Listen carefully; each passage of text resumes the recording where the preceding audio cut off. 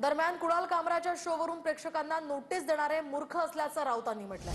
हे आणीबाणीपेक्षा सुद्धा भयंकर आहे असं राऊत म्हणालेत। हे लोक कायद्याला गाढव समजतात की काय असाही सवाल राऊतांनी उपस्थित केलाय।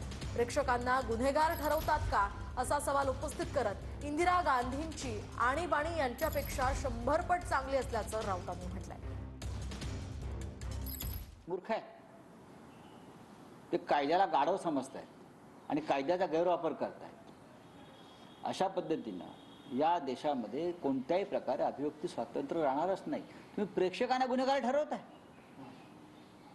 कोणता कायदा या महाराष्ट्रामध्ये काय आहे?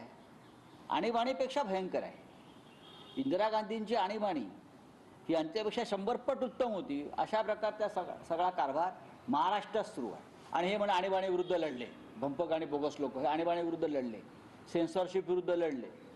इंदिराजींच्या काळामध्ये चित्रपट बघायला गेलेल्या लोकांना अटका होत नव्हत्या।